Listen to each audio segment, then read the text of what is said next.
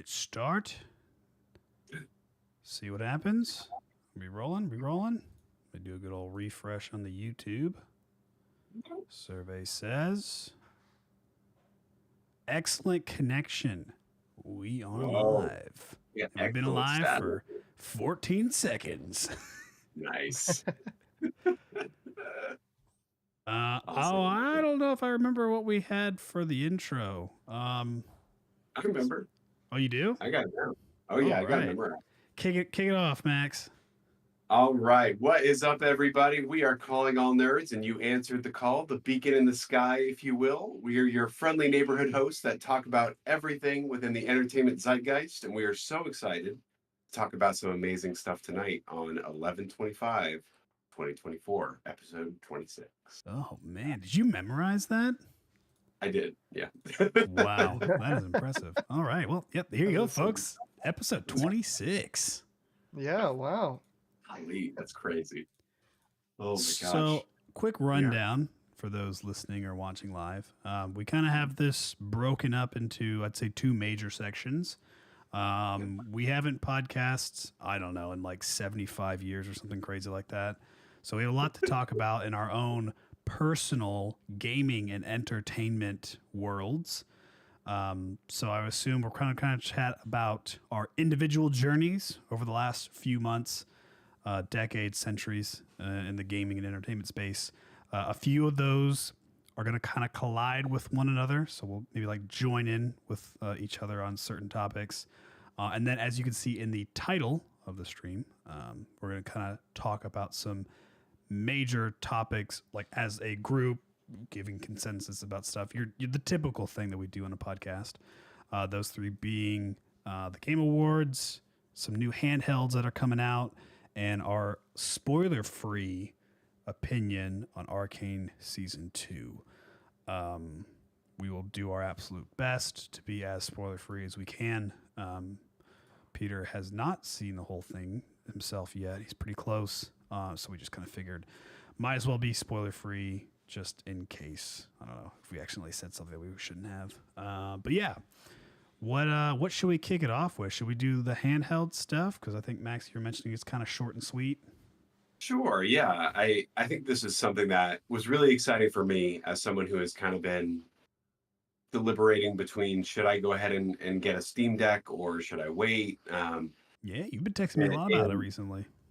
Yeah, it's something that has really been on my mind lately, especially with, you know, I don't know. I think it'll be a lot easier to play on a handheld on the move than it would be just sitting in front of the TV and playing, especially with the amount of kids we'll have in the house at that point. Yeah. Um, Max and is so having 25 kids, by the way. Yeah, 25 kids. It'll feel like that. We will be outnumbered with 3.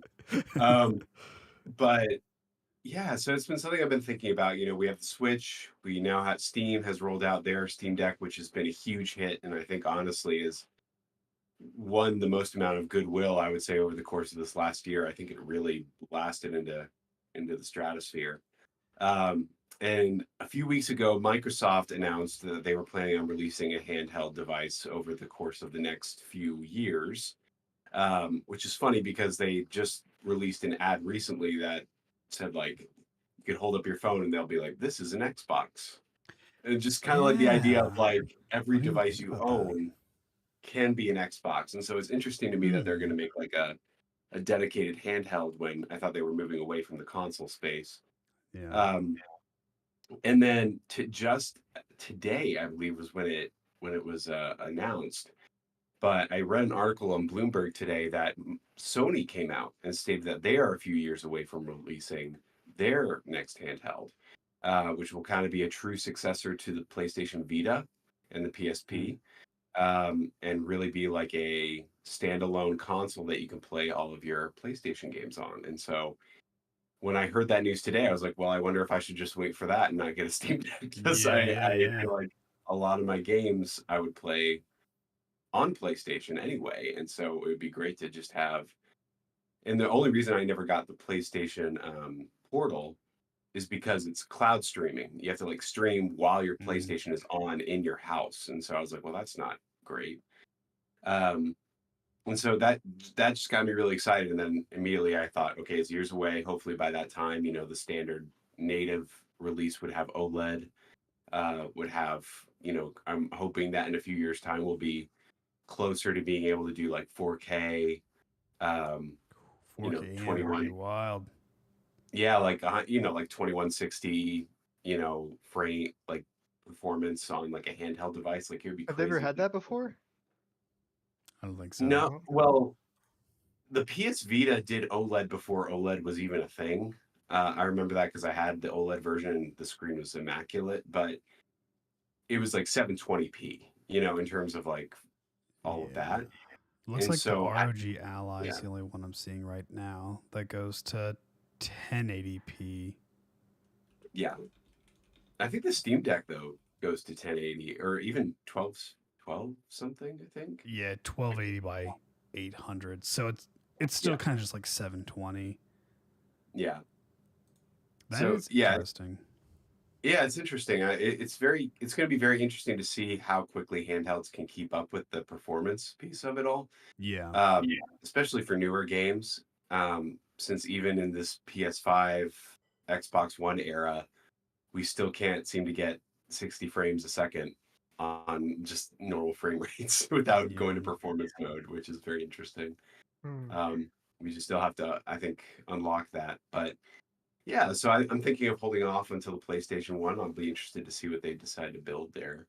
Um, but yeah, I just thought it was very interesting how I'm sure Sony and Xbox just saw how successful the Switch has been, how successful the Steam Deck has been, and they're like, oh, okay, we need to get back into the handheld game. Yeah. Um, I was just about to say, like, meanwhile, Nintendo is like Donkey Kong World at Universal Studios. Yeah. That's what they're up to. hey, they're Yeah, I gonna release the also Switch too, so I mean that's coming soon. Yeah, I I feel hope so. like Xbox's handheld I would be a little surprised unless they've already stated it, but I'd be a little surprised if it wasn't just like a streaming handheld because I Mm, know they're all in on the whole like xCloud thing. yeah, Especially like what you were saying, Max, of the idea that like you could just play everything from your phone through like the Xbox app through like high speed connection and stuff. And you don't need the Xbox on, I don't think. I think there is one version like Mhm. there's the streaming from your Xbox that obviously requires it to be on, but I think you can also just like play something on your devices, maybe like your iPad or something. I don't know, but yeah, anyways, I would be a little surprised if they would make like an actual console like a Steam Deck to download games unless it's just going to be like an option, but they're going to really mhm, just try to like hammer down like no you should just do streaming because I mean maybe in like a few years it's going to be better. I'm not really sure. Xbox just yeah, doesn't seem like the kind of people to want to make like a traditional handheld like a Switch or a Steam Deck. But maybe yeah, they will. I don't know. That would be interesting to see. Um, yeah, Same with like Sony. The idea of like where handhelds are going to be at, even just like this time next year, is kind of interesting to me. Like, will we have a Switch 2? Is Nintendo going to try to get in on any of the like cloud streaming stuff? I mean, probably not, but maybe. I don't know. yeah. I mean, I think that's a great point. Very much the next handheld, I guess you could say, upgrade will be the Switch 2. They've already stated that they'll announce it before the end of this fiscal year, so they have to announce it before end of February. Um, Mm, and so my assumption would be that they announce it probably like January or February of next year, and then it's out by next fall or Christmas time. But I'll be very interested to see like what specs it has, knowing that yeah. Nintendo is so far behind when it comes to that kind of stuff. And so I tell you, if they uh, make it bogus, I'd be so annoyed. I know it'll be We'll very see. interesting. And knowing Nintendo, you just never know what to expect with them in terms Yeah. of what they're building. So Like, I we'll wish see. that They're gonna I have know Bop it It doesn't. built into their controller. I know it doesn't work this way, but like I wish that the Switch 2 somehow made older games perform better to where I could finally play like Scarlet and Violet in not a crappy Not way. gonna Like where it could crash. actually be like 60 Oh, frames or Yeah. honestly, not even 60 frames. Just like let the screen not be tearing all the time, or Yeah. all this other kind of stuff. But I mean, It'd I be know it just doesn't interesting. work that way because I know it's also like how the game is like programmed for the console. But Yeah, I was gonna Maybe. say it'd be interesting to see what the development experience was for the people working on Nintendo games. Like if it's like if they built a better console, would the Pokemon games have better performance? yeah, Or is it the more on the development side? I Yeah, don't it's know. very interesting because a lot of the games that are released on Switch right now from Nintendo, even from their in-house productions, the games are kind of chugging on the system because the yeah, system has kind of reached its limits in terms of performance. And so, I think I even read in a review the other day, like for the new Mario and Luigi Brothership game, they were saying this game is like chugging, like this makes you like barely able to move. Yeah. that And, game's chugging for a lot of other reasons too, not just oh, performance. That's a weird game. Luigi! Oh, Oh God. my Luigi. god! I If you saw guys have not not seen it, watch Donkey's video on it. It is one of the so greatest funny. Donkey videos to exist. He's amazing. All right. Well, that's the handhelds. If you all are interested in it, I will post the Bloomberg article that Max was talking about, as well as the Verge one. They're nothing too crazy. It's more of just one of those things to maybe keep your eye out on and see what comes of it later. But sweet. So next on our list, we have the Game Awards. Specifically, we're gonna kind of just focus on the Game of the Year nominees, just because that's the one that's stirring up the most controversy right now, as well as because we have a lot of stuff to talk about. So I don't know if we can talk too much about all the other categories. Maybe at the end, if we have some time, we could try to maybe trail back to some of the other interesting categories. But so yeah, so for the year of 2024, which is anything from December 1st, right? Of 2023 to like November? Because I think if a game Yes, comes out in December, it doesn't get to count it doesn't get towards. nominated. Okay. Yeah, So that's this is from December of 23 to like November ish.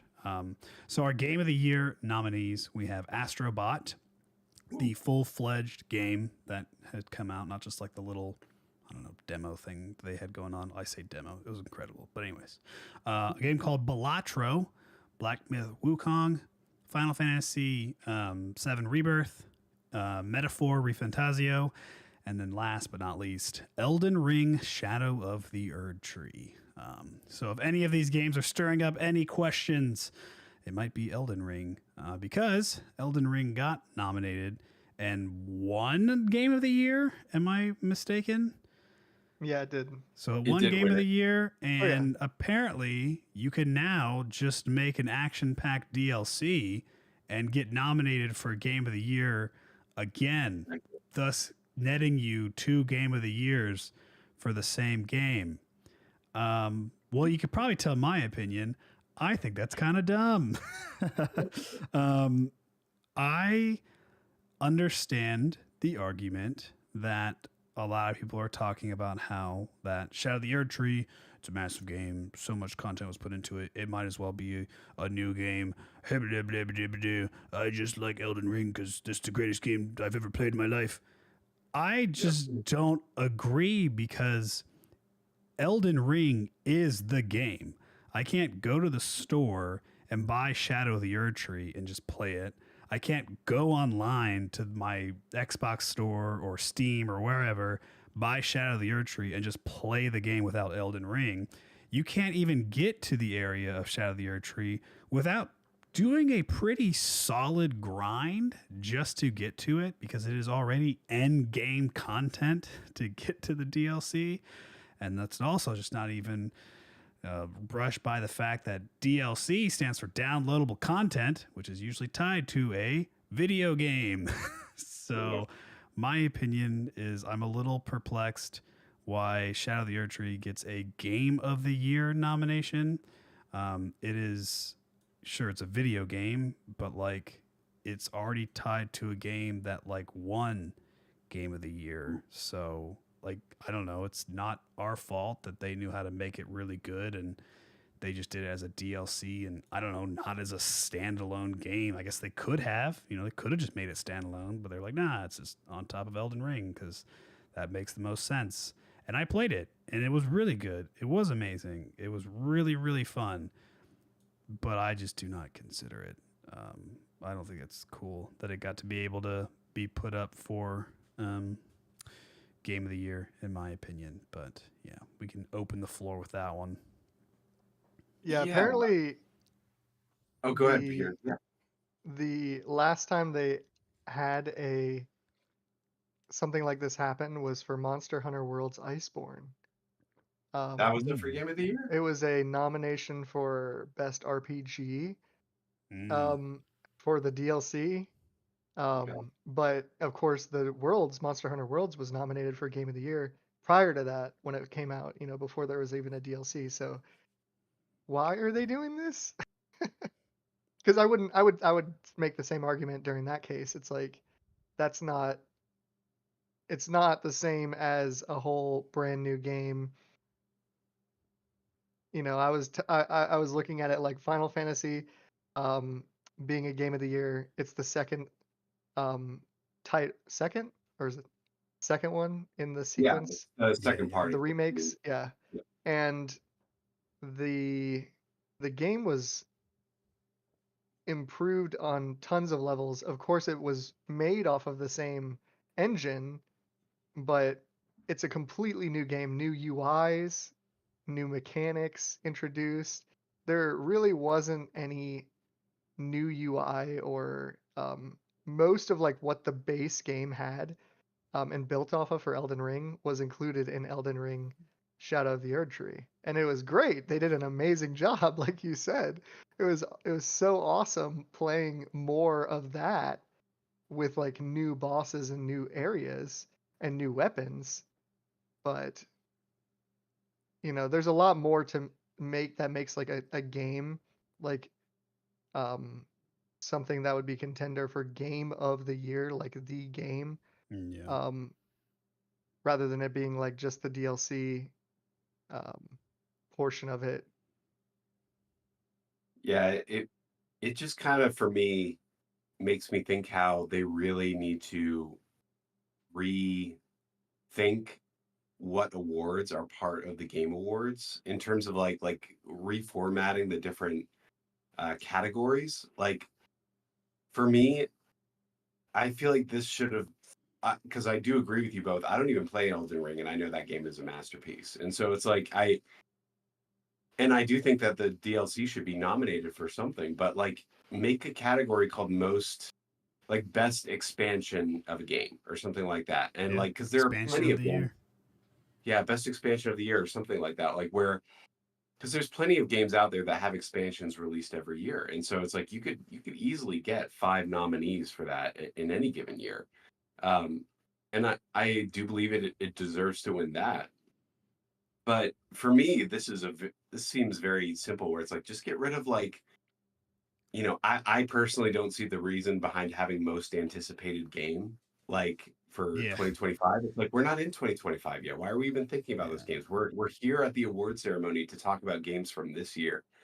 So just remove most anticipated game and Yeah. make best expansion or something like that. And um like that's kind of my thought on it. But I agree. I feel like that really stole the limelight from another game that could potentially have deserved that spot, like Hmm. Silent Hill 2 or gosh, I don't know, like Dragon Age the Veilguard, whatever. Like whatever other game that would be considered like, oh, this was one of the best of the best from this last year. Um and I agree with all the other nominees for the most part, but that one I'm just like, this just feels weird. It feels very much like the Game Awards saying, well, From Software released something this last year, so we need to make sure it's nominated for like our biggest award because it's From Software. Yeah. Um, Oh Kind of yeah, how it felt. Yeah. yeah. It's not. It does not seem that fair to me. It's like almost like let's bring God of War back into the mix because it's just a really great game. And, Right. yeah, it's kind of like Elden Ring won this year, so let's like bring it back We know it had a lot of hype around it. I feel like there's definitely like a lot of that, like trying to draw attention into the big Game Award selection title by like saying Elden Ring is back, you know, So, see if it I wins or mean, not. outside of that, like, what do you guys think could potentially win Game of the Year? Like, do you think it's far and away going to be Elden Ring Shadow of the Erdtree since it's nominated, or do you think that something else has a shot?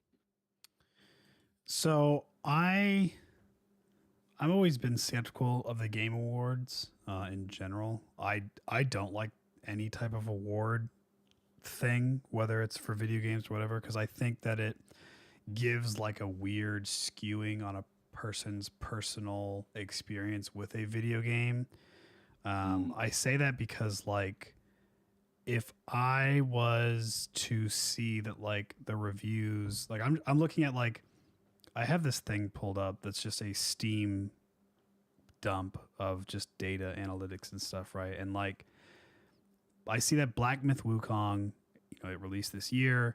It's got a 95% approval rating. 1.2 million people, I guess, follow it. Its peak playership was 2.4 million, and there's actively at this moment 10,000 people playing the game, or 9,900 playing this game. To me, though, like that game is just not something that I would like. But like if it wins Game of the Year, it's like, oh man, like that just means it was like incredible and everybody's gonna like it. Then you buy it, and then you're like, oh, this game actually isn't for me, and now I feel like I wasted like $60. So Right. I don't like. I'm just gonna throw that out there right now. I'm not a big fan, but it makes me wonder like how are they trying to get what it is. So the reason why I talk about this website is right now I am just filtering on peak, highest to lowest of all time, and this is for the year of 2024. And in the number two Right. slot, I see Pal World, which I forgot came out January of 2024. It had a peak of 2.1 million. It actively has 1,000 more people on it at this moment, more than Black Myth Wukong, and it's got 500,000 followers. Like, could this have been nominated? Helldivers 2, another game that had like a pretty high rating score, and Yeah. like it also has high peak stuff. Like it's just like to me, I'm like, That was this year? Yeah. Helldivers 2 was Helldivers yeah, 2? February February, of I think. An 2024. Elden Ring DLC made it into Game of the Year, but not Helldivers 2? Or Yeah. even like Oh, Satisfactory. Satisfactory came out in September. It had an amazing review, and sure, it didn't have as many peak, but like it was also getting like tens across the boards, or at least like high nine and a halfs. And I don't understand, because so it's like the long answer of like what do I think could be there. I just don't know, because I don't understand where they come from of like what Yeah. makes a game to like. I just see here Game of the Year. This is on the GameAwards.com's website. If you go to the Game of the Year category, it says recognizing a game that delivers the absolute best experience across all creative and technical fields. And I don't know, it just seems kind of vague to me, so I don't really know, cuz like to me like I don't know. There's a lot I guess I could say about it. I just feel like that description is vague. Yeah. Like Metaphor Refantasio, it says best experience across all creative and technical fields. I didn't think that game had like a technical performance that was doing too well. At least like on my PC, I was having issues, and like on the Steam Deck, it was like nice, but it wasn't as good as I was hoping it for it to be. Um, and so I'm like, I had that kind of an experience, but it's still up here. I don't know. It's just hard. It's hard to say. Yeah. Um, and I don't know what could replace Elden Ring, because I look well, at this list right now and I'm like, I feel like it's going to be Elden Ring, but I don't understand. I don't even know. Like, does your vote actually matter? Do they do it by like? I know you can vote, but is that actually what determines the winner, or is it just like some other? Like, I don't know. I don't really understand the Game Awards. I yeah, know. there's two games I'm seeing that I'm like incredibly surprised, like another two contenders that could have been in the place of Elden Ring. Um, Not to say that they were like better or worse than the DLC, but just the fact that we were talking about the category, not really belonging with the game of the year. But Senua's Saga, that was a pretty hyped up game. And I remember seeing it way back when it was first announced, like the trailer and everything. And Mhm. apparently, based on the reviews, it did pretty well this year, but I'm just surprised not to see it on the Game of the Year Mm. nominee, as well as the Star Wars Outlaws. Now, I know there was some mixed reviews when it came to Star Wars Outlaws, but that game still had like a certain audience that I remember watching like reviews on, and it really did do some kind of cool things with Star Wars in like an open world sense. Um, so not everyone's got to be a winner on that game of the year list, but I'm just surprised there weren't a few of these other bigger contenders. Yeah. Yeah, like I I forgot like Dragon's Dogma came out, the second Dragon's Oh Dogma. yeah, like That was a thing. wow. Hades 2, like that came out. That was like the another alpha one. of that, right? I'm Or the Huh? beta? actually That was just like the alpha, right? Or the beta of that game? Was it? I thought yeah, what? this fully came out I thought so Oh, too. in like I think it was early May. access, if I'm not Oh, early mistaken. access game. Okay. All right, then I take it Oh, back. Yeah, it is that still early would access. surprise me if that wasn't on there. Oh yeah, like that would surprise me too. Yeah, this one But will more than likely get on there whenever it's out. like you said with Power World and Helldivers 2, those two alone stun me that they're not considered Game of the Year because those were massively popular. And I mean Helldivers 2 especially. Like that Yeah, game I'm was shocked. I am honestly shocked that Helldivers 2 isn't on there over like even Balatro. It's like really? Like right? Yeah, I I'm very Balatro is an anomaly. That game is yeah. wild. What's funny to me though is that well, and I'll just state this. I'm honestly on the polar opposite side. I love award shows, but more so because I like geeking out and like watching like just the people there and like being able to like kind of get what's the word I'm looking for? Kind of get appreciated for the hard work that they've put in for these games. Like and I know it's not Yeah. hitting everyone, but like it's really cool to see people get nominated and like, oh wow, like people thought this was like one of the greatest things of the year. Um, but I'm the same way. Just like with the Oscars, I feel like the Game Awards is a popularity contest. And for me, what the Game of the Year nominees are the games that broke through kind of the zeitgeist of conversation more than any other games this year. Like I see all these games, and the first thing I think is people talked about this all year long, which is surprising because Helldivers was definitely one of those games, and it's not there. But I will just state really quickly, I won't keep on it, but I kind of want Astrobot to win Game of the Year because that game honestly has been incredible. And I know it's more so for well, I'll touch base on it when we get to our other topics, but that game over the last few weeks has really shown to me like, oh, okay, like this is in my experience, like this is the best game I've played Yeah. um this year. But yeah. Yeah. I think I would also say well, it's between Astrobot and Final Fantasy VII Rebirth for me. I Mm, really hope Final Fantasy VII Rebirth wins Game of the Year actually, I because would I love do that. believe it was fantastic, like how it expanded upon the first game. It unbelievably quadrupled the size of the game from the first game, but still happened to make it unique and fun and a brand new experience. And it was beautiful. I mean, Oh, I know. I'm sure it'll win a few awards like art direction or something. I would be very surprised if it doesn't. But yeah, Yeah, I would. Astrobot looks like a drink that you want to just like drink up. The whole game looks so clean. It's so Um, good. It's so and I would also be totally happy if that won.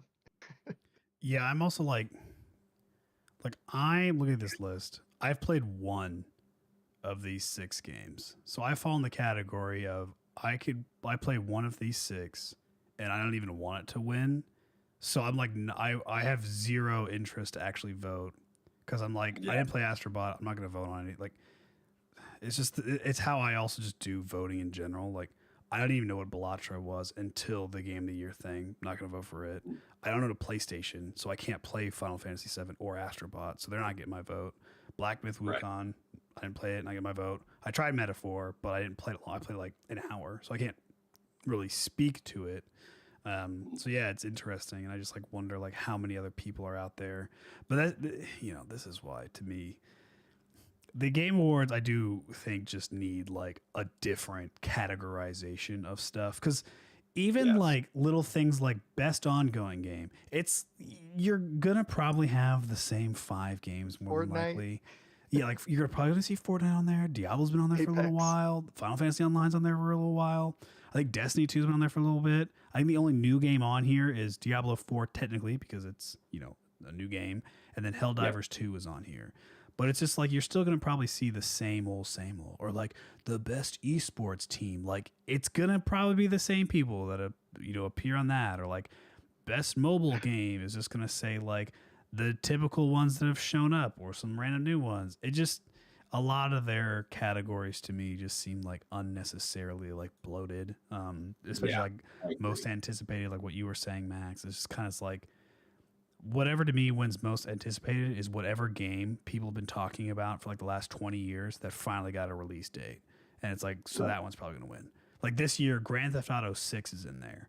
I don't see Yes. how Grand Theft Auto 6 wouldn't win most anticipated because it's Yeah. only been, it's like a It's no meme. contest. It's like It's it. literally a Yeah. meme. It's like every comment's like, this came out before Grand Theft Auto 6. Yeah. And like, Yeah. I There's would no, expect the there's no same contest. for like Silk Song whenever they finally announce Oh, like that. It's like, to me, can't like believe that that's should still deserve not. it.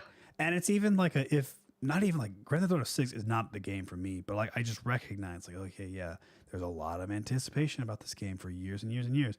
So to me, it just seems like a weird category. Like, how are you going to put Grand Theft Auto 6 against like Monster Hunter Wilds or Death Stranding 2? Well, I don't know. It just seems kind Yeah. of odd to me. But They're I just wanted to say, completely different Tyler, games. real Yeah. real quick, the best RPG. Did you see that Elden Ring Shadow of the Erdtree DLC is in contention with Dragon's Dogma? Like again, the DLC came yeah, over the best RPG yeah, category as well.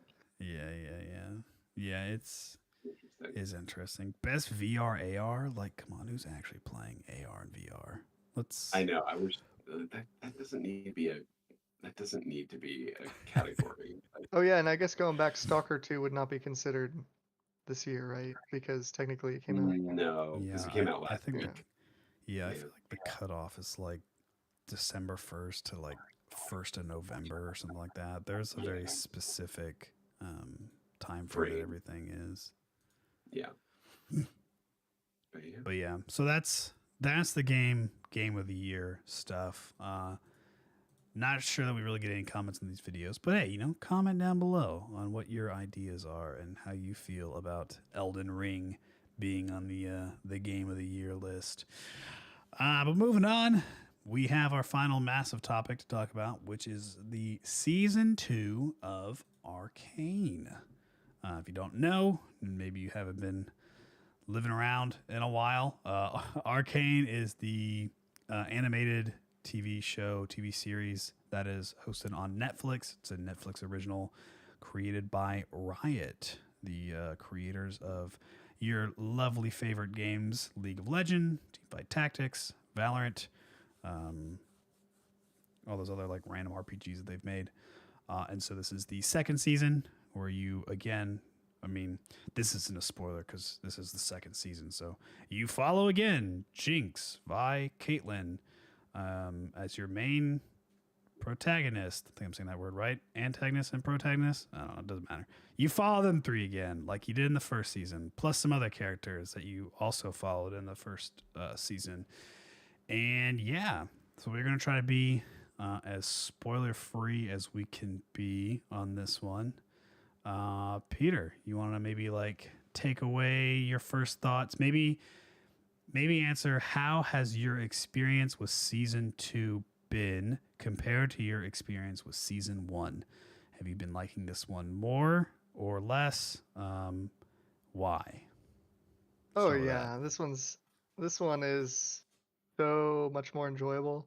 Um, I feel like even the animation is better. Like I don't know how that's even possible because the first season's animation was so good, but they have so many moments in this season where the animation like cuts off into these crazy like different styles, and I know they kind of did a little bit of that in the first season with like I guess going back, if we can talk about the first season spoilers. Yeah, Um, I say let's talk about first season spoilers. That's totally fine because okay, we're talking It's about been season out two for a few anyways. years. So I mean, if you're okay, listening to this, if you don't want to listen to Arcane stuff, yeah, just don't listen to us right now. Skip ahead. I don't know. Have fun. yeah. Good So luck. like the first season when like Echo and Jinx are fighting, and it does that like crazy animation that Oh, was totally deviated from like the original, and it was so highlight cool. of Had such season. a cool impact. They really expand on that in the second season, like in a really cool way, along with the soundtracks, like all of that coming together and like these like epic moments.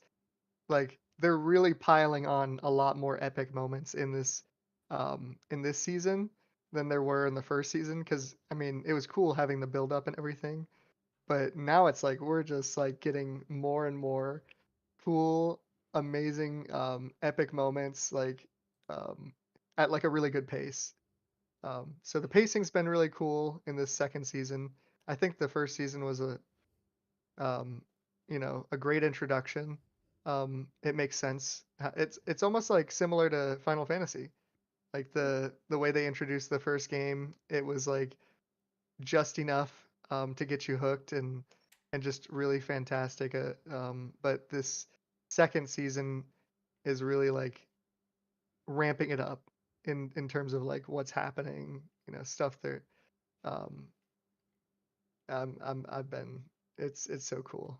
I've been enjoying it a lot, How and about you? it's actually really unexpected, like the direction they went, knowing some of the um some of the characters.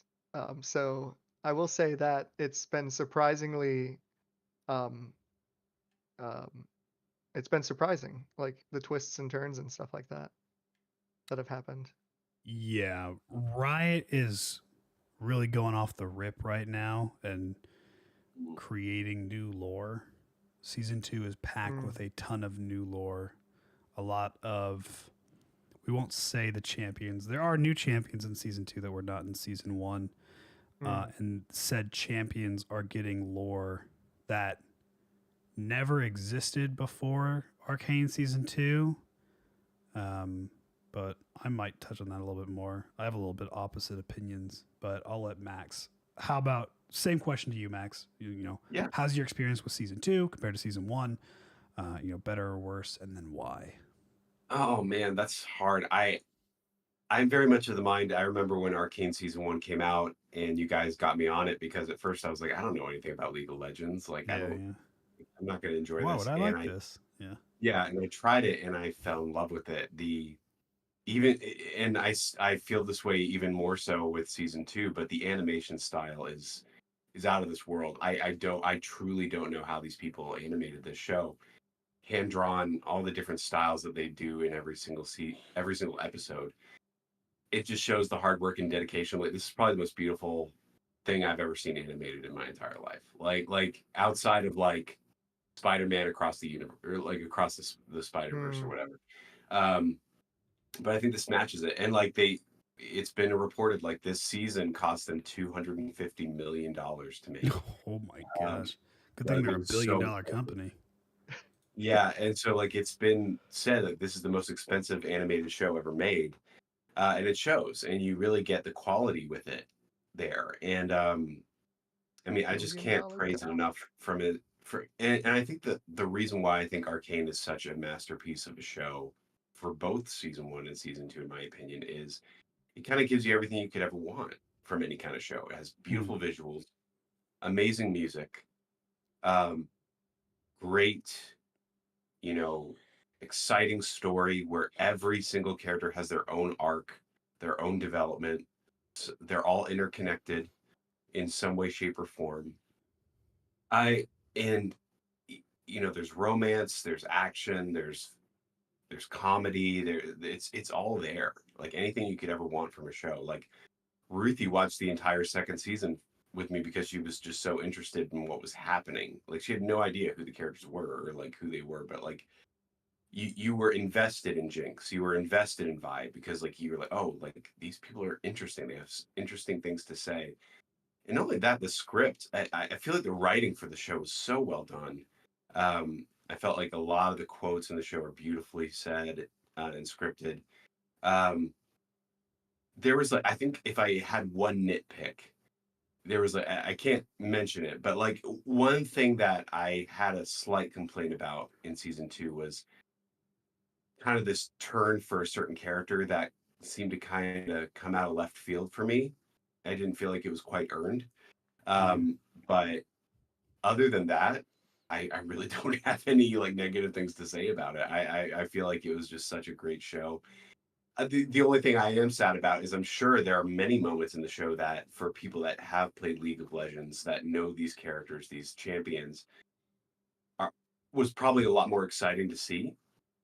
Whereas like for someone like me, like I don't know any of these characters. So like certain characters that maybe showed up that don't have a lot of screen time in the show are more so like an Easter egg for the players. Whereas for me, it's just like, okay, that was just some random Joe Schmo showing up for a minute to like say something. But um, I think that even with that, even as someone who's never played the games, like I was able to really get invested in the story. And it was just great. I would honestly say it was my favorite show of the year.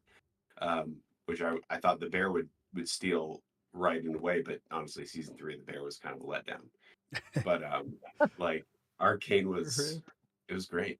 Yeah. We actually have a Jared in the comments saying that like how they matched the animation style to the current mood in the story, which I definitely agree, and that the animation Yeah. does add emotional depth. All of which I definitely agree. Yeah, I would say that my experience for season 2 was a lot better than it was for season 1. I give it a 10 out of 10 for sure. I find a Yeah. lot more issues, I think, than you guys do, but they don't hinder my overall score. Like, I thought the pacing was pretty bad. There's a lot of things that happen in between because so they broke it up 1, 2, 3. Those were the first set of episodes, another 3, and then another 3. There's just some stuff that happened in between the segments that I feel like they really missed out on. So I thought they were actually rushing a lot of things personally with the stories and how certain people progressed. I felt like they were trying to get certain characters from like episode season 2 episode 1 like ready for episode 9 very Yeah. quickly. So I think they could have dragged this season out to make it to be also season 3. That's just my personal opinion. Like I said, I can't say the characters. I think you guys might know who I'm talking. There's just some certain very major characters, and there's certain elements that happen when like I would watch the next 3, and I'd be like, hold on, did we time skip? What happened here? Like I'd get a little lost on what was happening, and that kind of Actually, annoyed me. totally agree with that. Like, Yeah, it didn't hinder my love for it either, but I Yeah, agree with you 100%, Tyler. I think that I there's something about it that like I wonder if Netflix or whomever was just like, no, like this is too expensive. You get one more season. And they yeah, just like, okay, well now we have to bundle all these stories that we were planning on expanding out in like 4 or 5 seasons into one season. yeah, But they still did it better than anyone I've ever seen. But like it was still yeah. like, yeah, I would agree. It was the pacing was very rushed, especially yeah. in the last 3 episodes. And Yeah. then the only other thing that I thought was a little not as fun for me, like, well, it's so hard to say. Again, all my issues with it didn't hinder my score or my love for it. It's just stuff that I noticed was like, yeah, that's not how I would have done it if I was like the director. But so Peter mentions how they like, in season 1, the epic music in the fight with Echo on the bridge with Jinx, right? That was like the first time they did it, and it was insane, and it was like all that buildup. To me, I feel like Riot kind of saw the reviews, noticed that everybody loved it. So they were just like, all right, we're doubling down on this stuff. We are doing Every hype episode. music every episode. We're doing like Yep. hype animation, hype fights. And I was a little like, okay, well, simmer down a little bit. And I only say that because animation aside, I felt like the music was just so all over the place. And like sometimes it kind of matched the fight, but sometimes it didn't. And I kind of like, I don't know, something about how the Echo fight turned out in season 1 with the music that they chose, something about it just felt so much more like a climax of it, whereas this it was like what the climax event is in this season. It's going to be very obvious if you've watched the full thing. It just like I don't know. There's just a lot. There's just felt like there were so many smaller ones, and I don't know. I kind of wish they would have maybe. You could still have cool epic fight scenes, but I don't know. I think you can come about it in a different way to where it doesn't have to feel like, yeah, we know you guys liked them. Now we're gonna put them everywhere. I thought that was a little odd. And then the last thing that I cannot say because Peter, I don't know if he's gotten there, and I don't. It doesn't matter. This is supposed to be spoiler free. There is a specific champion in which I guess he might know this, but there's a specific champion in League of Legends that I really enjoy. That it's kind of I don't know. Riot just like totally went off the rip with how this champion's backstory is now. And it's a little weird to me. It's fine. I think it's really cool what they did, but it was just kind of like, I don't know if they had to do that, but that's cool. I mean, that's fine. That was fun. I was still super surprised. And then there were just some characters in the anime that I thought were kind of useless that could have been. A coworker of mine described it. There is a certain character that is attached to one of the main characters, and this sub character, he describes it as could have been a puppy and probably wouldn't have changed the plot all that much. 100%, and I already know who it is. And to an extent, I could see it. I don't think a puppy would have been as loving as this other character would have been, but I know what he's meaning. I know what he means behind that. Again, that's where like the rushness I feel like they were just like they got so many like characters that they shoved into this season. And so they were like, yo, we got one episode and we got to get to episode 9 and we made a lot of people. So let's get going. Cause there's certain characters they have they're in one episode and they're gone by another episode. And it's just like, okay, I guess they didn't matter. So all that build-up storyline is just out the window.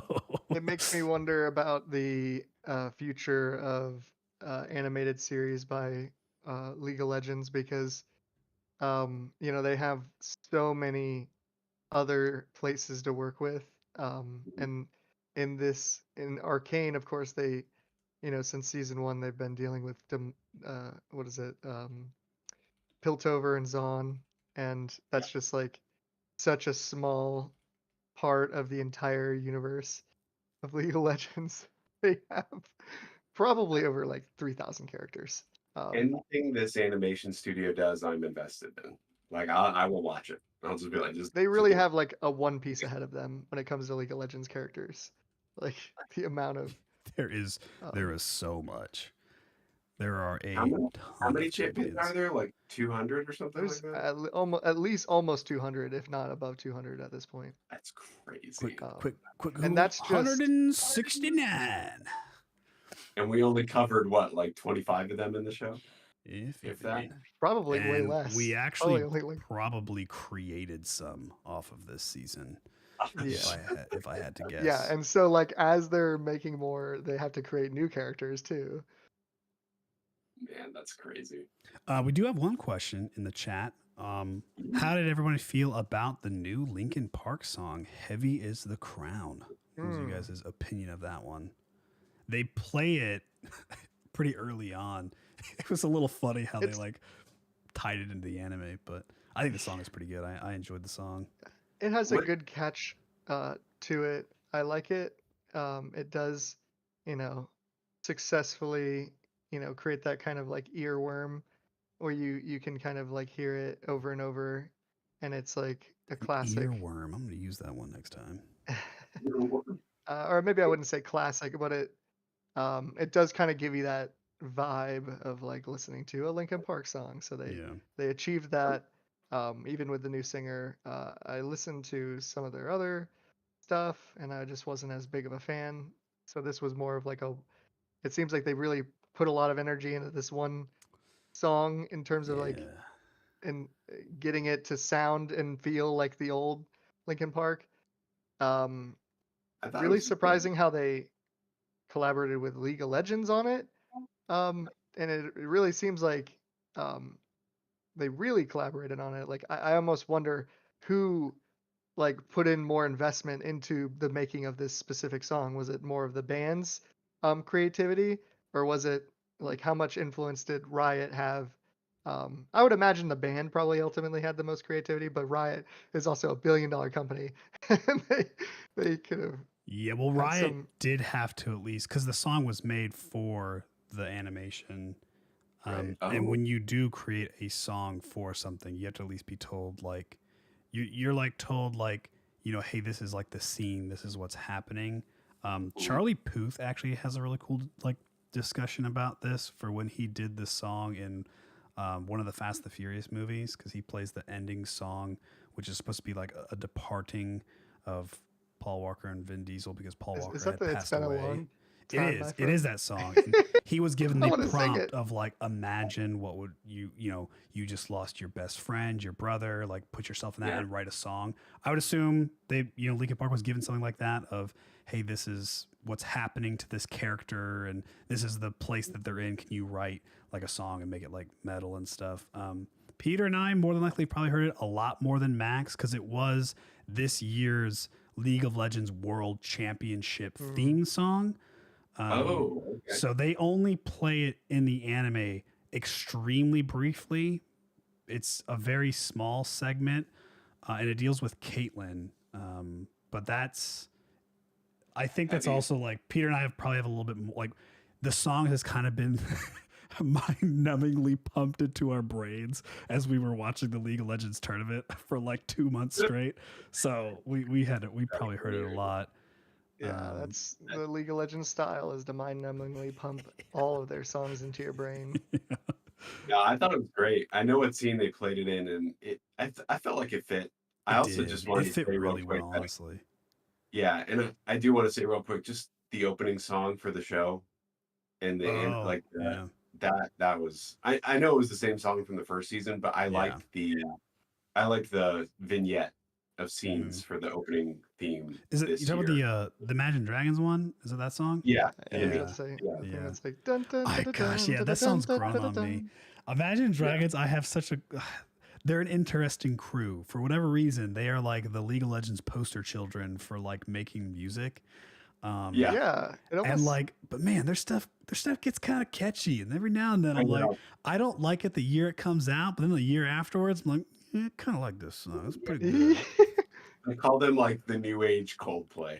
It's just Yeah, like that is so accurate. that's really accurate. Yeah, Yeah, that's it's such a like good you way know to exactly describe what it. you're getting when you I listen to them, but you I don't get found the myself like thinking about that song that came out like thunder and the lightning and the thunder, and I'm Yeah. like, dude, yeah.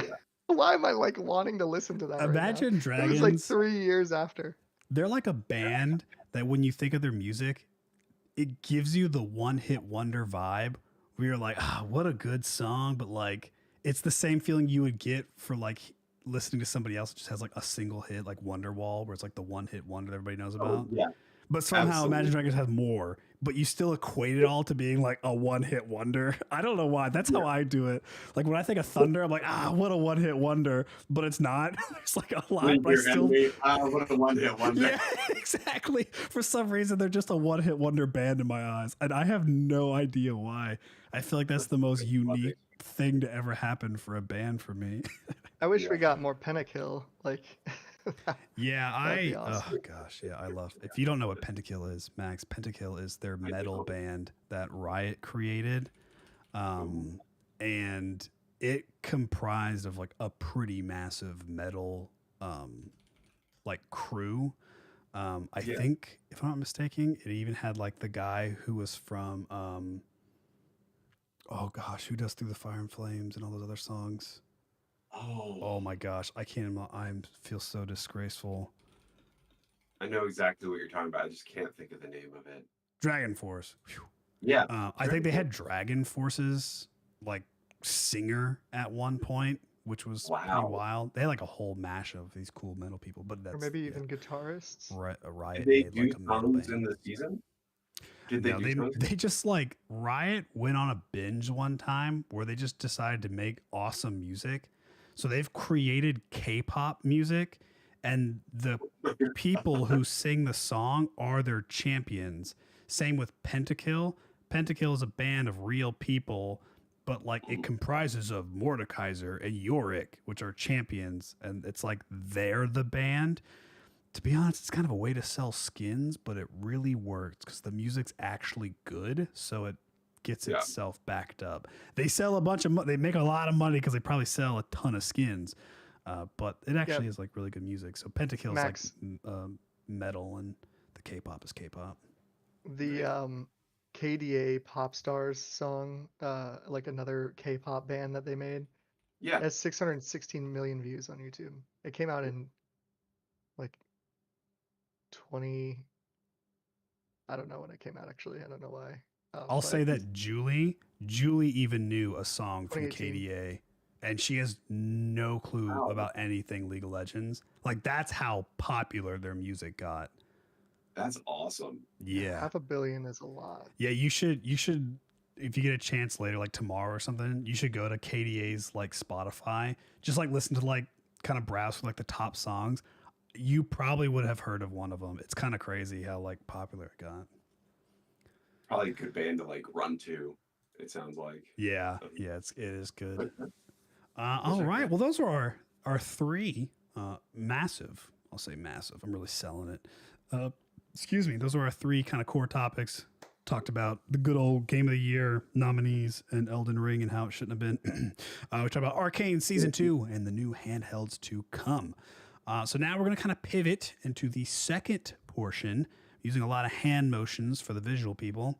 We're going to pivot into the second portion of the podcast, which is in a way kind of catching up since the last time that we have had one. Episode 25. I'd have to look. I don't even remember when it was. Episode 25 was 7 months ago. So this portion is us just kind of talking about some major things that are happening in the gaming, or I should just say entertainment space in general. A couple of these topics, we have some like joint things to talk about. And then a couple of them is just kind of us have been playing it. So I'm just going to kind of go from the top of the list. I see that Max has two things that he wants to kind of chat about. A little bit of his experience with Metaphor and Astrobot. So Max, take it away. How have those two games been? I assumed you probably beat them both. If not, how's your experience been and all that good jazz? Yeah, for sure. It's funny. I feel like these two games have been the most impactful to me game wise this year so far, other than Final Fantasy VII Rebirth. So another funny kind of connection to the game of the year conversation where it's like, oh, I actually really tie into these games a lot because they were all the games I really remember playing the most this year. But I've really enjoyed both. I actually bought both at the same time because they came out right next to each other, I believe, if I'm not mistaken.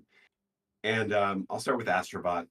Astrobot is kind of Sony's, I would say, the closest thing they've ever gotten to like a Super Mario 3D platformer, like on that level.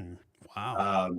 And it is honestly a kind of a perfect game in my opinion. Like it's one of those games that as you're playing it, you can't help but just like crack a smile like every 5 minutes. Like it's just so charming, so cute.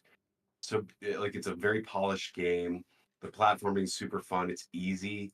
And I think one of the reasons why I kind of wanted to win a game of the year, like I mentioned earlier, is because I feel like it's kind of that perfect game for like a family. It's a game that Ruthie played all the way through. Hudson is halfway through it. Like he's obsessed with Astrobot, and it's really fun to like play it with him and like see him experience it.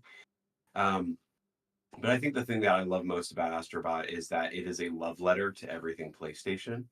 And that's kind of what Astrobot's theme has always been. It's always just been about, kind of winking at what came before.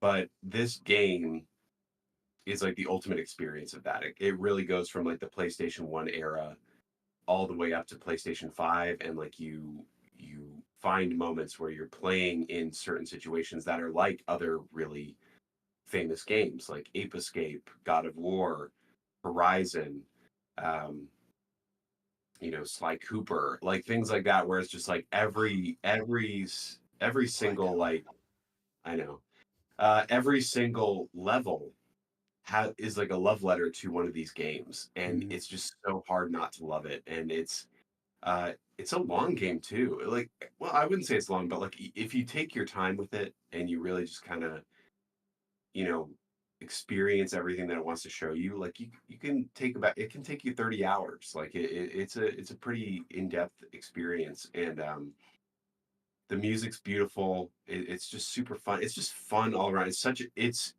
the word I would use to describe it is just it's joyful. It's just such a Mm. joyful experience. It's just a celebration of video games and a PlayStation. And as someone who is a Sony pony boy, I guess is the term. I don't know. Sony Pony Boy. Sony Yeah, Pony. Add that to your Christmas card. I know, right? I'm such a PlayStation guy just because I'm all about those narrative, games. This was the perfect game for me. I thought it was such a joy to play, and I'm I loved playing it with the family. So I can't recommend it enough for anyone that owns a PlayStation. Please buy Astrobot. It's incredible. We need more games like this. We need more like family friendly platformer games. I miss them. I feel like we just don't see them Yeah. that much anymore. Um, It's the and first we game just I platinumed. Not the new Astrobot, but the the thing that Playroom. came out. Yeah, Playroom. Yeah, That was the first thing I this ever is very much platinumed. kind of an expansion off of that. Yeah. I have to ask Max, does it have a lot of usage of the controller, like the PlayStation controller, and Yes. fun gimmicks like that?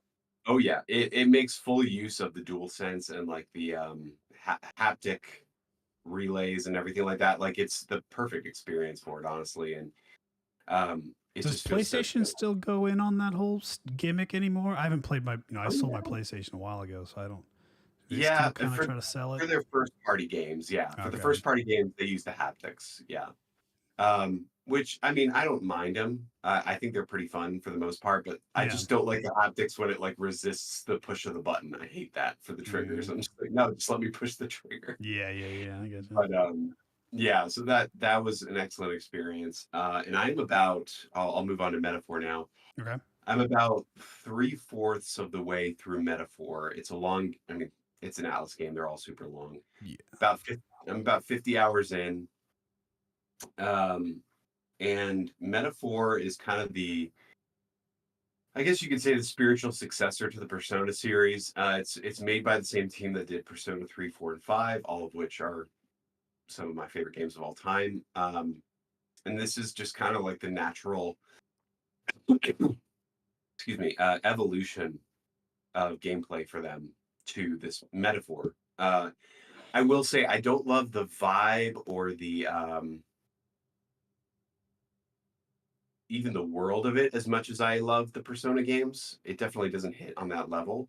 Um, but in terms of its story, in terms of its characters and overall theme, I think it's definitely reached a new level that has not been reached by Persona previously. Where the Persona games are very much about kind of the individual growth of the characters, right? Like Persona 3 is all about how do you overcome the process of knowing that you're going to die, or like how do you live your life to the fullest. Persona 4 is very much about being true to who you are and accepting who you are, all the bad and the good of it. And Persona 5 was very much about, how do you resist the apathy and just the corruption of the real world, and fight for justice and fight for what's true. This is kind of like takes that to the next scale of like, okay, this is a metaphor of the real world, and Oh, what does so it mean beautifully to, done. That's so cool. yeah, like how in a fantasy setting do you um make an analogy of what the world should strive to be in an idealistic sense, like from a Mm. place of like a utopian sense. And while I don't agree with all of it, I do think it's a very beautiful thing to want, like a peaceful world. And um I, one of the things I love the most about the game that still sticks with me is at the very beginning of the game, there's a narration, and it says, "Do you feel like fantasy has the power to change reality?" And that really, I was like barely 5 minutes into the game and made me tear up, because all my life fantasy Classic is, Max. I love you, dude. right. Like fantasy has been my favorite genre because I love how, starting with Lord of the Rings, the themes of fantasy, the ideologies of these fantasy worlds that you can dive into in books or in video games or in movies really kind of change your perception of the real world and who you want to strive to be. And so the fact that that's what the game is about was really touching to me. Um, I will say, now that I'm like over halfway through it and I've seen the gameplay loop, it's not my game of the year. Mm. Um, I do still think that Persona 5 is better, but I think that this is a close second, and which still means for me it's a 10 out of 10. Like it's this game is incredible, and I know from what I've heard, the end of it is very impactful. So I'm very excited to see how it ends. Um, but yeah, I can't So, recommend it highly enough. so do you Yeah. think Persona 5 did the loop stuff better, is what you're saying? No, I would say that the loop process is better in Metaphor, but Metaphor has worse dungeons. Like the Gotcha. actual dungeon stuff. Agreed. I did do a couple Um, of them, which I knew were just early on, but I was already kind of getting a vibe of like, nah, not as it's cool more, as. yeah, it's more dungeon crawlery, Yeah. um, which is fine. You know, like Yeah. it. Yeah. It's Uh, just a different I style. honestly, I honestly enjoy the combat a lot. I love that it's more of like a job-based kind of system, and that you like can learn skills and trade out jobs, and you can You're very OG Final manipulate. Fantasy. Yeah, very OG of Final Fantasy, exactly. Where it's like you can, if you're going up against a boss that's like weak against certain things, you can be like, "Ooh, I'm gonna change all of my four characters into mages and just blast it with its weakness until it's dead." You know, like it really opens up the ability for you to strategize and be smart with how you play, and you really have to, because the game can be really hard Yeah. if you're not careful about how you set up your party.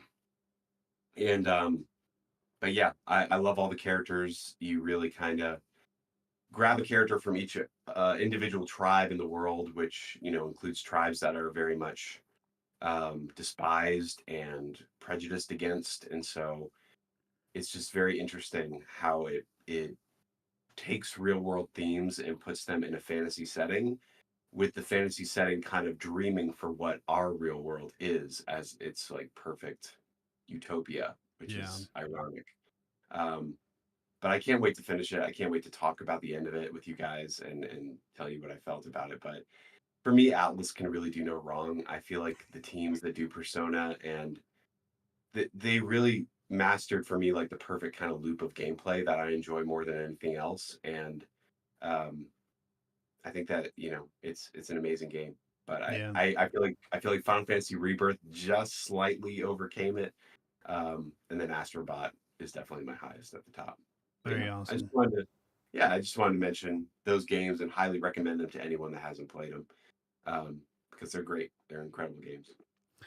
We did have a question for you, Max, from Jared in Sure. the chat, saying, "What's Yeah. your thoughts on the PS5 Pro? Do you think it's gonna be worth the upgrade?" You Ooh, being good the question. Sony pony. Um, the Sony Pony. I personally do not think it's worth the upgrade. It's $700. It's a Holy lot of money. cow! What? Yeah. I think that's the price. I could be wrong Whew. on that. I'll check it real Um, quick. yeah, I'm pretty sure it's 700. Dang! Um, Yeah, $699. Goodness yeah, gracious! 699 or 720 with tax or whatever it'll be. Um, Golly. I just don't think for like the. I personally think, Jared, for the minute upgrade that you'll get in terms of frame rate and visuals, because I won't lie and say it won't look better, but I think if you compared both next to each other, you're not going to see that big of a difference. I think if you're someone that's coming into the PlayStation 5 for the first time and you have the money to invest in it, go for it. You'll get the best version of the system. But for me, it's not worth the money to do that kind of incremental upgrade. I'd rather just wait for the PS6, or whatever it's going to be. Yeah, Um, to me, the PS5 Pro kind of felt like, I don't know, like when I look, I'm a PC guy mainly. I mean, I had all the consoles. I just sold my PS5 just because I stopped using it. yeah, Nothing was wrong with it though, but like mainly PC. And to me, going from the PS5 to PS5 Pro kind of felt like you were just getting like maybe you have a 3070 and then you got like a 3080, or maybe you had a 3060 went to 3070, like something along Yeah. those lines, where it wasn't like you'll have like a performance increase but not drastically to like justify, hey, I spent 500 on one, now I'm gonna spend 800 for an upgrade, like I should probably just wait for a 40 or a 50 series. It was kind of, Right. yeah, that's kind of the vibe I get from it as well. It's an interesting Yeah. thing. Yeah. I think it's very much for like the elite gamers out there that have that The kind of elite. the elite. And what I mean by that is that like have the money to invest in just Yeah. incrementally upgrading like that. Yeah. I do not. But Yeah. I would say if you are interested and you have the bandwidth to buy it, go for it. Because I mean, I just feel I like feel like we're not yet at a place where it's worth the investment for that yeah, much of an incremental change. you really have to be like a really die-hard Sony fan, like of the current games that are on PlayStation 5, and Mhm. like really want to just like experience them at the highest I quality agree. for Yeah. whatever reason. Like the Ratchet and Clank game, And part of that you have the to. two others that they've released that are only on no, Yeah, but and the other thing you have to be mindful of with that is also your TV and what it's mm, capable of. Like Oh, yeah, true. you that may is not be true. able to get the full breadth of what the PS Pro can or PS5 Pro can offer unless you have, say, like an OLED TV or something to that factor. I don't know, but yeah, that's a great question. But I'll probably pass it up. All right. Moving on. I think I'm going to take the couple that I have, and then we'll get Peter, and then me and Peter have a couple joint ones to chat about. As I am sitting here contemplating my life of 2024, I'm really questioning if I'm a gamer anymore. I have zero game of the year for myself. Like I'm looking at like what's come out this year. I like didn't play anything. I didn't play anything That's and I fine. finished it, and like I'm like, am I a gamer? Do I actually play video games? There's like I'm looking literally at a list on Game Rant of all the games that came out, and I have nothing I would say was game of the year, which kind of perfectly ties into why the categories I'm about to talk about are not games at all. So one cool thing that I wanted to talk about is a TV show that I thought was just called Jackal, but it's called The Day of the Jackal. I've had that wrong. It is on Peacock, and it features Eddie Redmayne, which you might be saying, Tyler, who's Eddie Redmayne? Then I would say, well, if you are a fan of the Harry Potter series and watch The Fantastic Beast, it is Newt Scamander himself. Yes, you have the awkward man who played the wizard Newt now playing an epically awesome British assassin who murders politicians for blood money. And it is awesome. It is such a good show. So it's only, I think it's exclusively on Peacock right now. It might go somewhere else. Who knows how that works nowadays? But so he is a elite sniper. He's a master of disguise and a highly trained killer.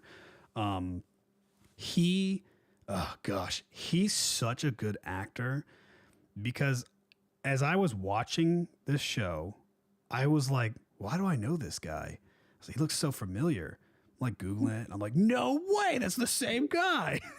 And yeah, sure enough, the same like kind of awkward dude that plays Newt Scamander is playing this like just insane assassin killer guy, and he has to live this alter ego life where he's married, he's got a kid, but like they don't know what he does, and he's being chased by this woman who works for, I want to say, the CIA, or no, she's also located in London, so she works for, what's the British version of the CIA, the FBI? Uh, Oh my oh gosh, gosh, MI5 or MI6 maybe, MI6? or is Yeah, that just from Mission Impossible? I think it might just be Mission Impossible. it's it's whatever the association is in the Bond movies. I'm just Yeah, trying to yeah, yeah, remember yeah. it. So the plot is he murdered someone, a very high level politician. She thinks she knows who it is. She's trying to chase him, and he's trying to just, live his life as an assassin. While this is going, they are the main two characters. They are both facing personal lives, like subplots that are affecting how they are doing their professional life. So she is also married, has a kid, and she is dedicated to her work. She does not spend enough time with her family. They are noticing it, and it is hindering their relationship drastically, to the point where it is hindering her ability to be able to accurately perform professionally. And she is trying to find the balance and the fine line between both being a CIA agent who she also cannot explain her job to her family members, and they have to just deal with her being stressed, not in the moment, always just erratic and just leaving at the, any moment, right? And then him being an assassin with a wife and a child who is like 1 year old is also facing the same turmoil. He is someone who is extremely dedicated to his work, and he has to drop at the pin to go do what he needs to do at any moment, which is now facing the same similar issues at home. The wife is questioning. She thinks that he's having an affair. She wants to learn more about what he actually does. And as he's doing his assassin work, he now has to worry about her figuring out what he's doing, because obviously once she knows and she gets in, how do you get her out? It is wild. It is a very, very good show. So if you're into like the action dramas and like spy type shows, and you have Peacock, you should totally watch it. I think surprisingly, Peacock is free to watch with ads. I think you could just make an account and like watch Peacock with like a butt ton of ads. So, have fun with that, but you could do it. It is pretty fun. So that's been like the TV show of the recent that has kind of like piqued my interest. Nice. And then the other thing that I wanted to talk about was this random little book that I found when I was on vacation with my wife. It is called The Winds of, I think, Mark, Marque, Mark? Winds of Mark? I think it's Mark. I feel like you would say it like that. Okay.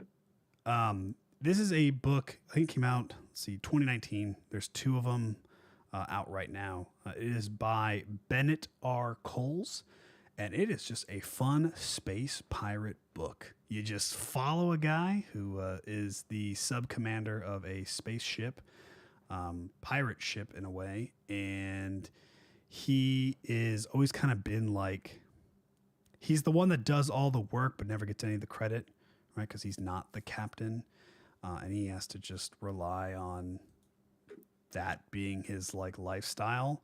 And then there is a second character who he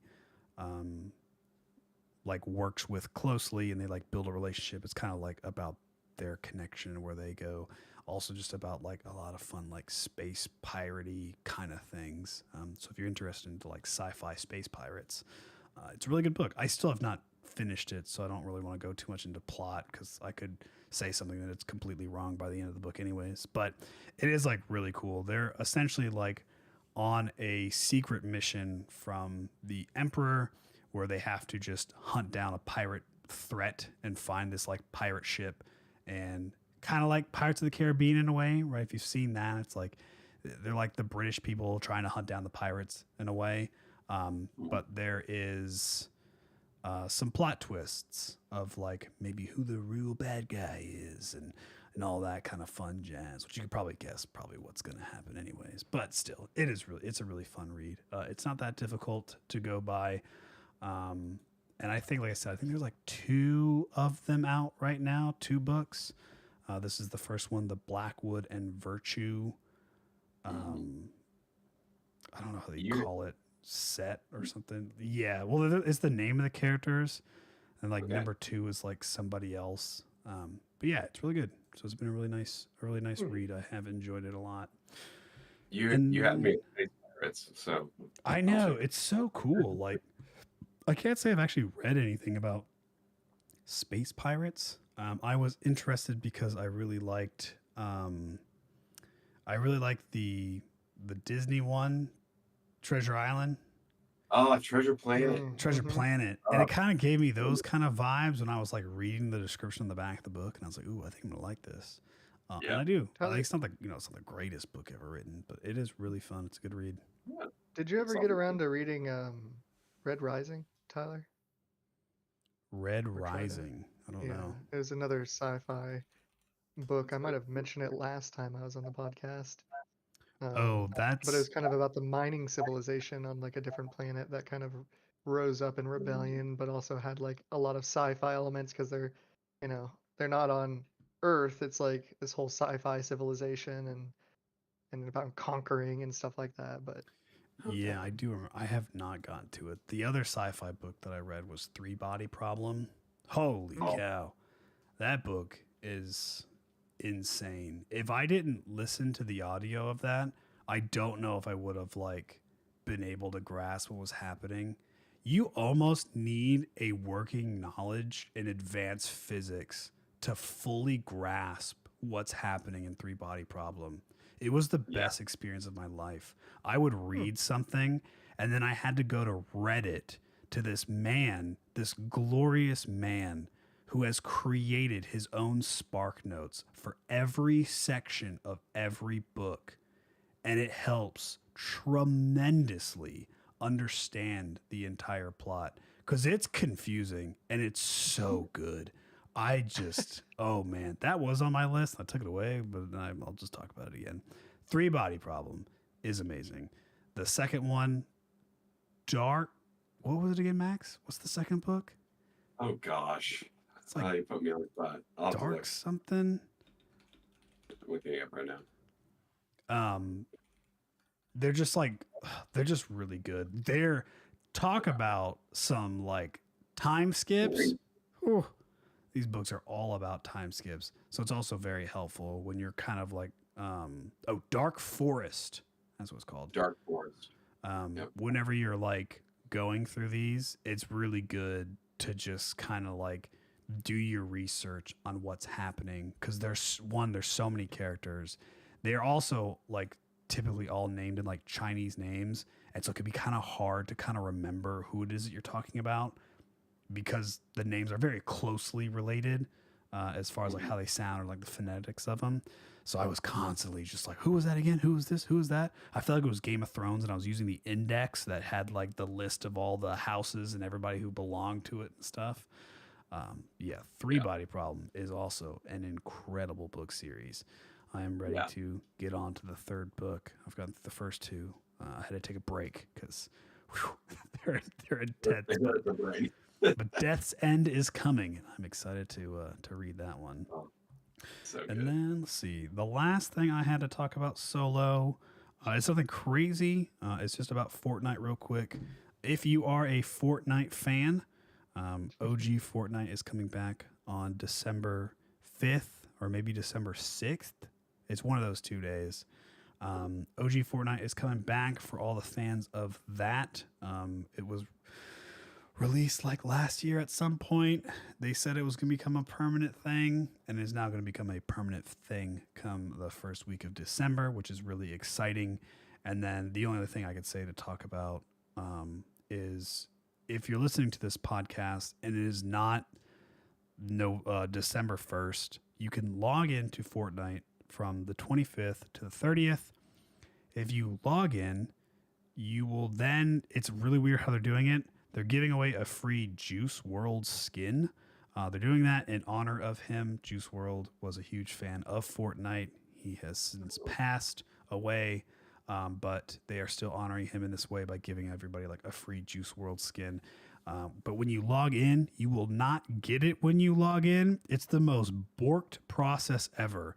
You have to log in and then log back in the next day. And if you logged in the prior day, it'll remember that you did that, and then it'll give you the skin.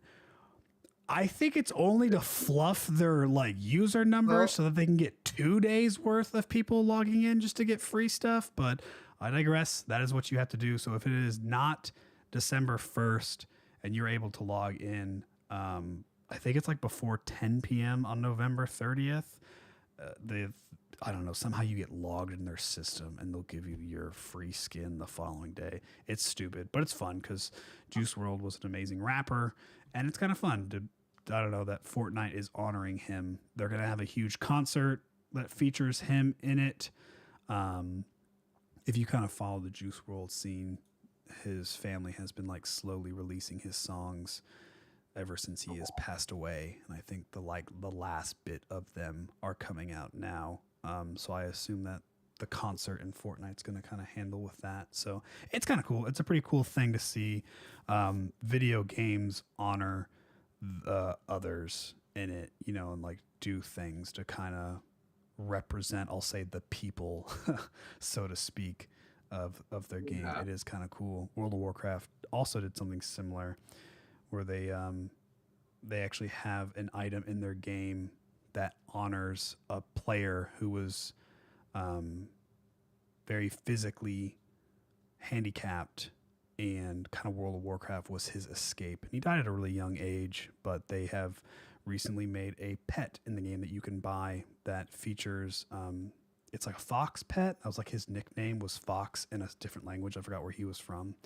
But if you buy it, all proceeds go to this foundation that are raising money in honor of like the disability that he had. So it's kind of cool. I've been actually noticing that a couple times recently in the gaming world, where the massive corporations are trying to give back. Whether it's just for the publicity, it's still nice to see, and I like to just take things as they are, right? Nice. Yeah. So that were the only solo topics I had. So we can move on to good old Peach, which it looks like outside of a couple that me and him have together, I think Monster Hunter Wilds was the only one that you kind of wanted to talk about solo. So what about Monster Hunter Wilds, outside of the fact that it's probably going to be an incredible game that's going to consume countless amounts of hours of ourselves? What would you like to talk about on that? Yeah. Yeah, for real. I believe, like, first of all, I guess, like, some of the other things I've been up to this year were really just also not like a whole lot of games, like, other than World of Warcraft or Final Fantasy at the beginning of the year. I think that's the one that really took up a lot of my time. Um, and then outside of that, I've just been more recently watching a lot of One Piece. Um, and so, that's been around for a long time. If you don't know what One Piece is, it's Get on it. it's yeah, That's get right. on Yeah, if you don't know what One Piece is, man, I bought G Fuel related to One Piece. it. Yeah, it's really awesome. I'm, watching it for the first time, just going through like the original um episodes. I don't know, they might have remade them by now in different formats, and they have the live action, but I'm watching the um just the OG stuff, and it's really fun. Oh, Nice little good. passive thing to do. Monster Hunter Wilds, um, that game is just has been on my radar because I feel like it's been a while since I've gotten back into like a multiplayer type action game.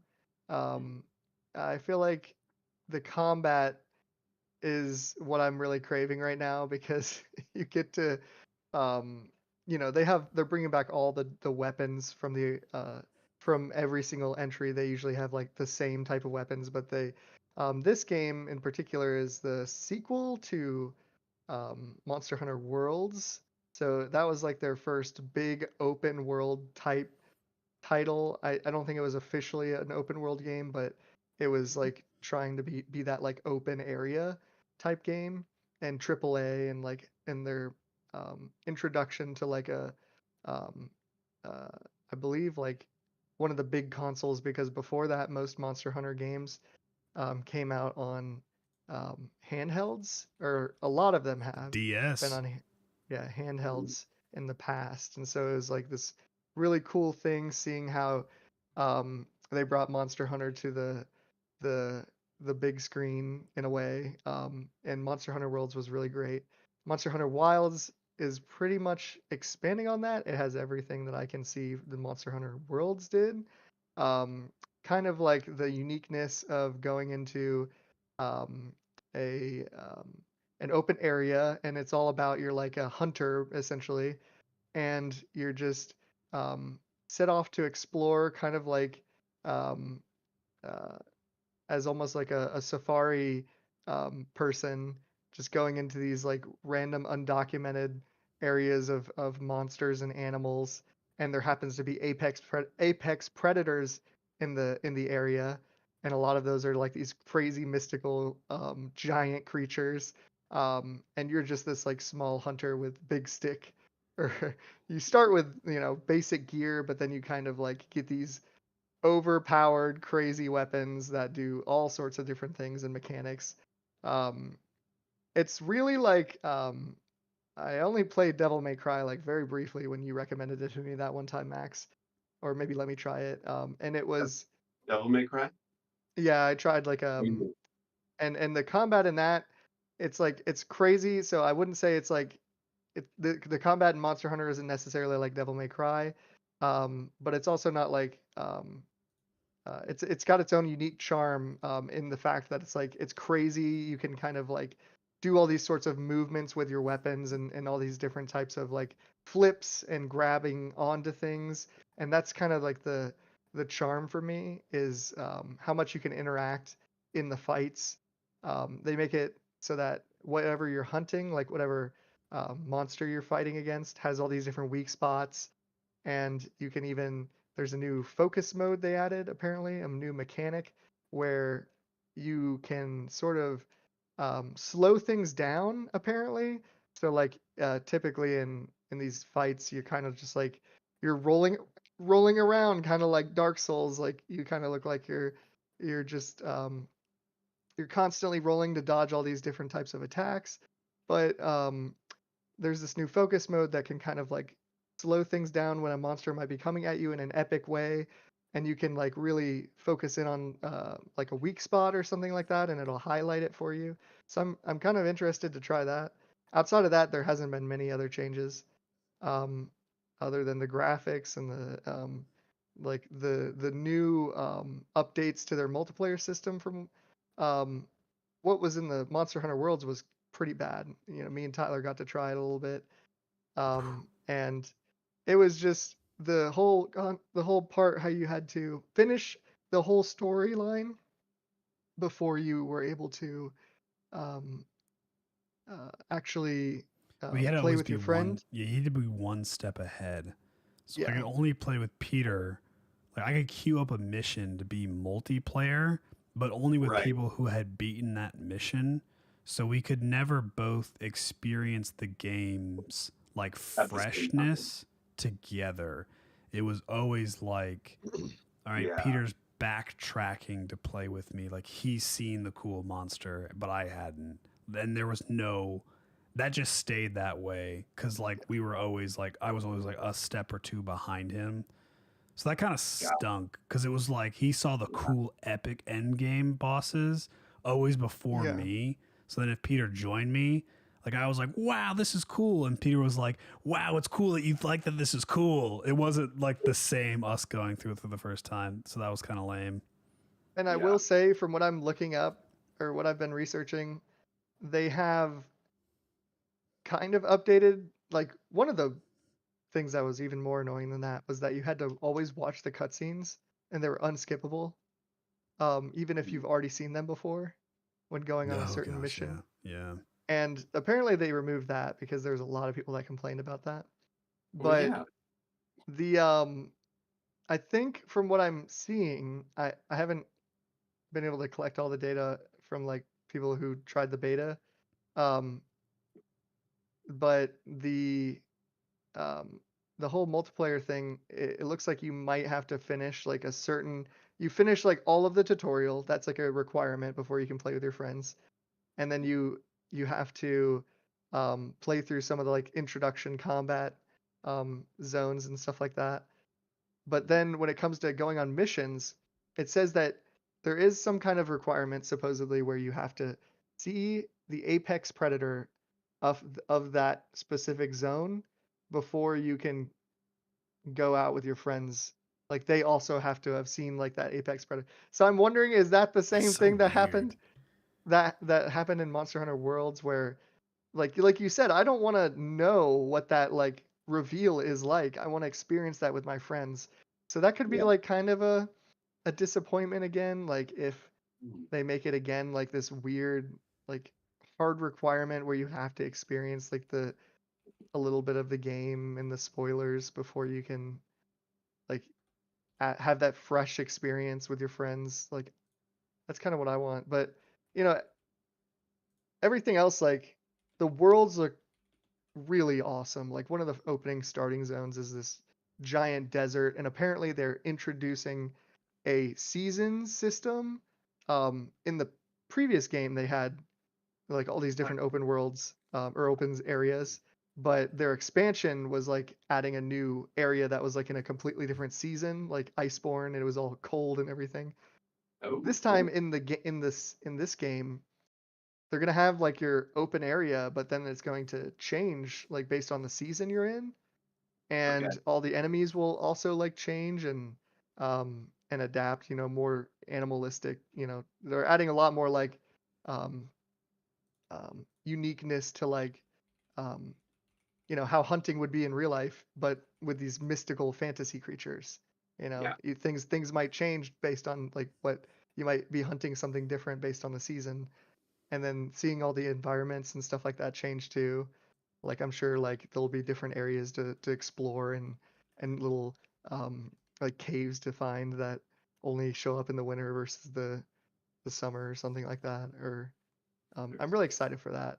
So everything in the game's really dynamic, um, and It's supposed to be the open combat. world too. Like there is no Yeah. more like loading Zones or screens between yeah. the zones. Oh, that'll be really Very good. cool. Yeah, traditional Monster Hunter is like Outer Worlds was. So you would like load up into a specific map. Obviously, Monster Hunter like a lot more depth than Outer Worlds, but that's how it was. You'd queue up for a map and you would go explore and kill big stuff with your big weapon. That was like the traditional sense. Yeah, Big I am stick. excited. I'm excited for that one too. That should be really good.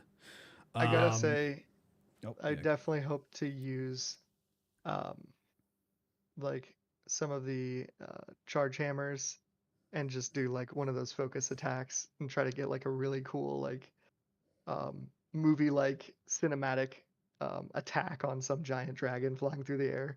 Like I've seen these clips online of people that have like made a Monster Hunter worlds look almost like a movie when they like time their attack just right, and then like the dragons flying at them at like 60 Wow, FPS or great. whatever, and like 8K, and then you see it's like fangs and everything, and they just smack it in the face with this giant hammer, and it's just like it like flails and like you know falls out of the sky, and it's just so epic. It's stuff Oh, like that that I'm really looking forward to in Monster Hunter Wilds. nice. yeah. I've always said that Monster Hunter is kind of like that no BS kind of fighting game where it just cuts all the mononical. How do you say it? Um, The Monotonous. monotonous. monotonous like grind of just trash mobs, and it's just like boss fight after boss fight after boss fight, and it's so much Yeah. fun. It's just like action packed. It's great. Oh yeah, and then the last thing is that it makes me think of like how comparatively to for Elden Ring, when you're playing like a game like a FromSoft game and their combat, um, and it's like I think of like you're kind of this weak person with these crazy weapons, and your attack speed is like kind of that of an average man, but you're doing like crazy damage sometimes with it, and and then you're going against these bosses that have like these, you know, they basically go at like at Goku Super Saiyan speed, like all around you, and you just feel like pathetic until you actually manage to win. In in Monster Hunter, you feel like this that you're like you're strong and and your weapons are strong, and you're putting up a fight against this equally strong and kind of intelligent opponent, and like every hit, like every the my favorite thing about it is everything that you hit on a boss like feels like something. It's not just like you're randomly slashing his leg and then oh it doesn't matter because his hitbox is also his arm, so I'm gonna go slash that too. It's like everything on the monster in these games means something different. Like you can injure their arms and they'll be like crawling, and cut their tails off, and all sorts of things like that. Nice. All right. Well, I think I'm actually gonna have to close this out here. We're coming up at 9:30, which I know Peter has a stop at 9:30. I'm just generally tired, so I could probably hop off here soon. I gotta get this episode uploaded. So Peter and I don't think we're gonna be able to touch on the other stuff. I'll just say it like Peter and I have also been playing World of Warcraft over the last few months. Black Ops 6. Pokemon TCG Pocket, which is a mobile game. And then we're going to be playing come this Wednesday, the 27th of November. We're going to be playing Old School RuneScape Leagues 5. I think it's called like Raging Echoes. Can't really dive into that too much tonight, though. We're hitting the hour 40 on our podcast. But those are just some additional games that Peter and I are playing. I think I speak for him when I say download Pokemon TCG Pocket right now. If you're not doing it literally at this second, just do it anyways. It's addictingly fun, and it is similar to Marvel Snap, where it gives you a bunch of free stuff and you don't even have to spend any money. It is awesome. Nice. Yeah, so I think that might do it for episode 26. I don't know if you guys have any closing remarks before we close it out or not. No, this was great just to catch up on all the games we've been playing, all the news. I know most likely this will probably be our last one for the year, but just looking forward to 2025 and seeing what it brings. Oh, yeah. Yeah, for sure. All right, everybody. Well, I hope you all have a good one. Stay tuned for next time. Nerd Alert episode 27 will come one day. Who knows? Okay, bye. Bye.